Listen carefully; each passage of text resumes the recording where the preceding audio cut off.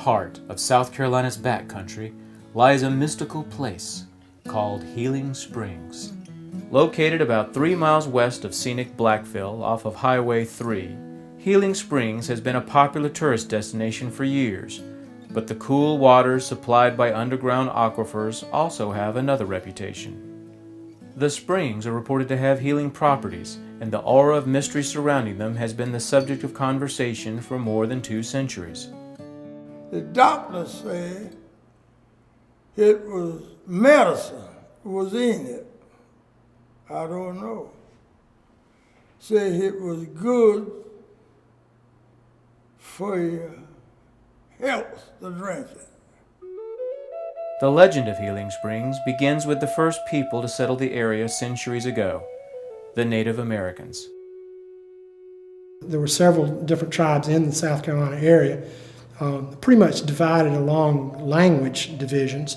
Most of the tribes, almost too numerous to name, can be divided up into 3 basic categories: the Iroquoian languages, and the ones around here pretty much were Muskogean language.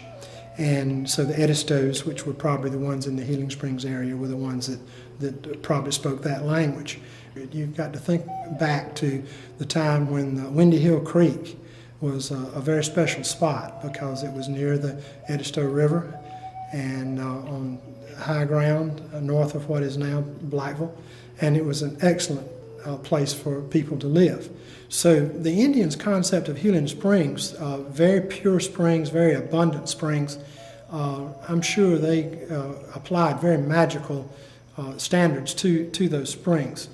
And I feel pretty sure that the Indians' attitude toward those springs were that they were being given to them by the Great Spirit for their use.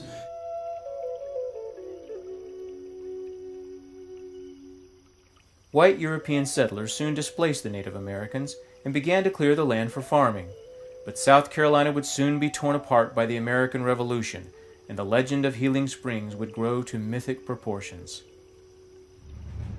By 1781, Charleston had fallen to the British, and the most powerful army in North America was now attempting to control the entire colony of South Carolina.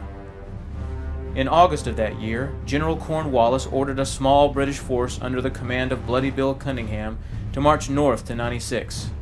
As they approached Windy Hill and the area surrounding Healing Springs, a small band of local militia attempted to stop them.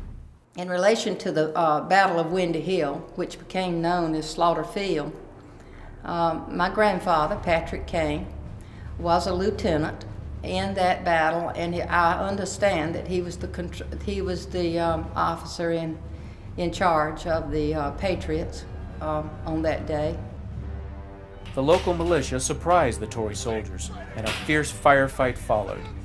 But in the end, they were no match for the well-trained British soldiers.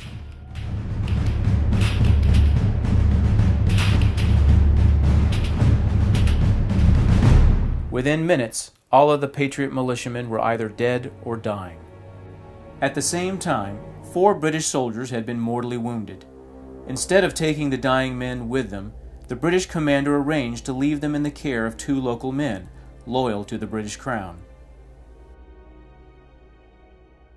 After the Battle of Windy Hill, it is legend that the British soldiers were carried to the springs for the purpose of healing.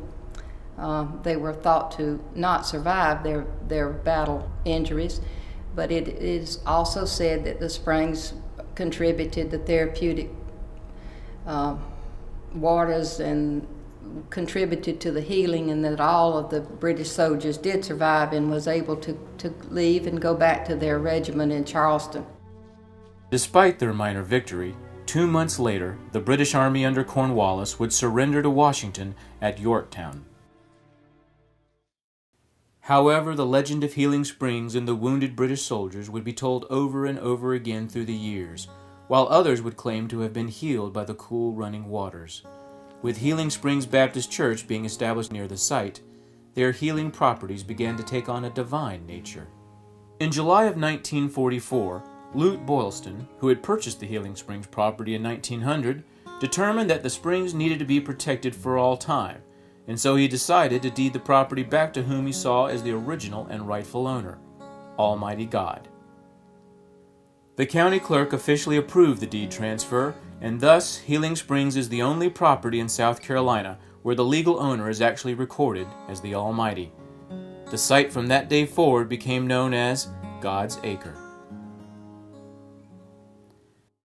Today, the site is visited by thousands of people each year, and hundreds of local residents still come to the springs to fill their bottles and use it as their regular drinking water.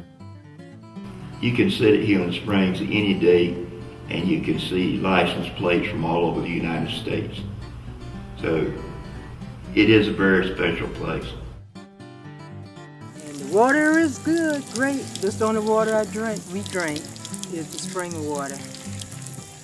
This is where we come and the water is great.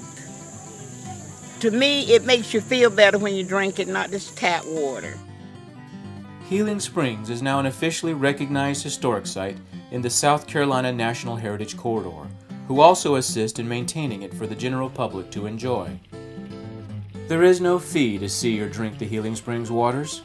They are there for everyone to enjoy as people have done for centuries, from the Native Americans, colonial settlers, and other local residents over the years to visiting tourists today. Whether you believe in their healing properties or not, the waters at Healing Springs will certainly quench your thirst and perhaps spark your imagination. We're looking forward to... It's supposed to cure all our ills. All our ills. So we're going to live to be 100.